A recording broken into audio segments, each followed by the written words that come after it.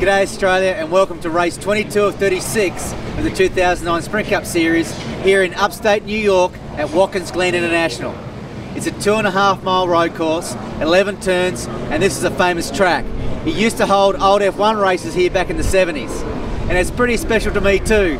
2 wins in 2 years here for the Nationwide Series, and yesterday's race was a cracker for me. It was a big win, and it carries great momentum into today's race. We qualified 4th for today's Sprint Cup Series race, and we were fastest in both practice sessions. The car's really hooked up.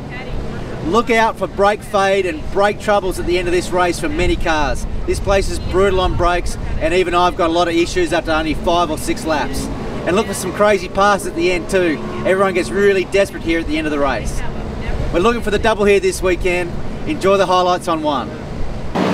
Tony Stewart trying to get his 3rd win of 2009. It would be his 5th win here at Watkins Glen, which will make him the all-time winningest NASCAR driver at this historic racetrack. And but the questions are, how much fuel do they have? And you take a look at Edwards and Ambrose, pretty darn close. Tony looks like he has a little more than those other 2. He has 1 lap more fuel than Ambrose. If we look at their last pit stop, Tony Stewart made his on lap 56, and Ambrose made his on 55, so that's the difference there. And actually Carl Edwards made his on 54. So if we want to look at cars in that running order that probably have the least amount of fuel or the most laps on this tank of fuel, it would be Carl Edwards. It's going to be a matter of who did the best job under the cautions that they had of saving the fuel, and you know, whose carburetor's a little better right here. And here's the bad news, DJ. At a course like this, if you run out of fuel in the last lap, there's still 28 cars on the lead lap. Yeah, I mean, you don't make it back. You finish behind all of them.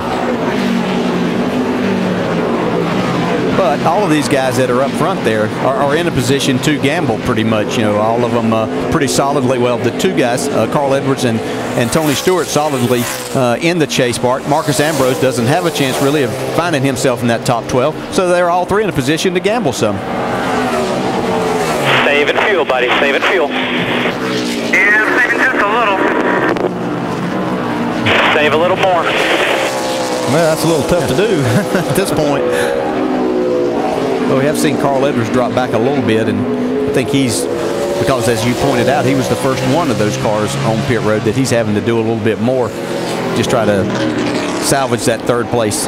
Well, this is one of the teams that gambled on having more caution laps than we've had so far. And I'm actually surprised we haven't had more caution laps, and the red flag is what caused that. They didn't get to run any laps off while they were cleaning the track.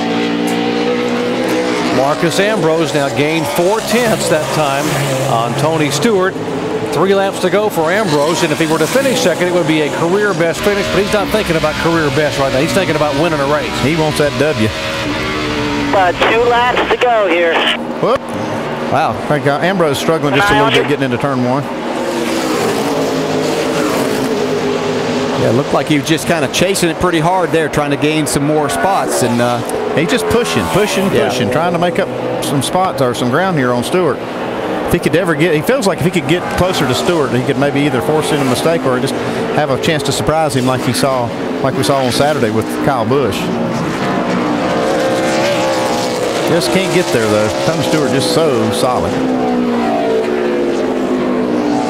We talked about how Tony Stewart's car didn't look that steamy in the final practices, or most practices all day on Saturday, but he didn't need to look good on Saturday. That's right. It wasn't time to show your cards.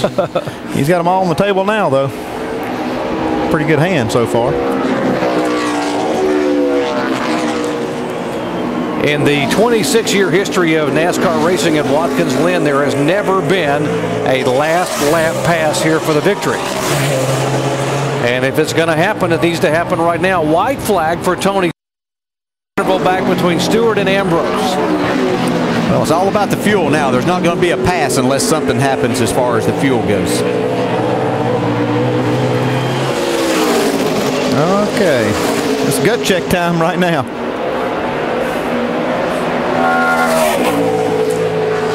You got to think even both of them are thinking about saving. Just try to feather foot it up through here, because the only thing that's going to lose it for him is running out of fuel. Yeah, but if you're the 47, you don't want to lose contact with him in case that happens coming out of the last corner. Yeah. You want to be able to have that opportunity.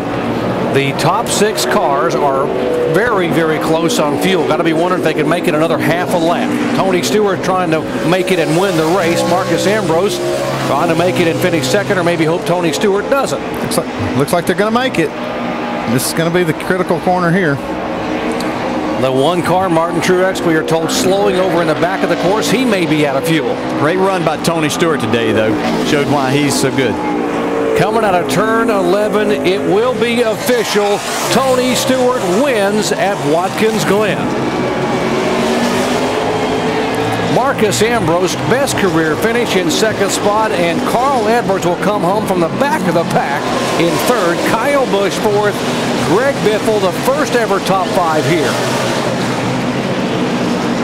See Montoya, Kurt Busch, and Max Pappas with a great run up in the 8th spot today. Yeah, top 10. Good day for Pappas, and they brought it home in there.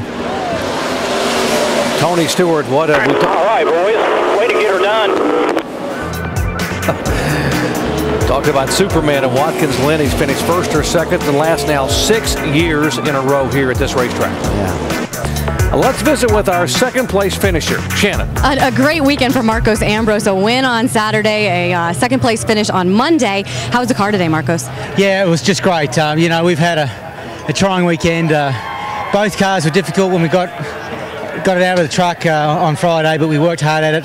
The Cup car was just a little aggressive to drive, and I had to work really hard to keep up with Smoke there, and I was closing in, but he just didn't make a mistake. What a fantastic driver he is. He's just unbelievable, and I just feel privileged to be racing against him and driving for my team. I'm just so proud of all my guys. They've just given me great stuff all year, and JTG Doherty's here to stay with the help of Michael Waltrip Racing, and it's just really exciting times for us. And Little Debbie's on the car. They've been off our car the last few races. They're back on board, and I got them a good result, so congratulations to them, and I can't wait to have a shower and lie down. I'm pretty whipped.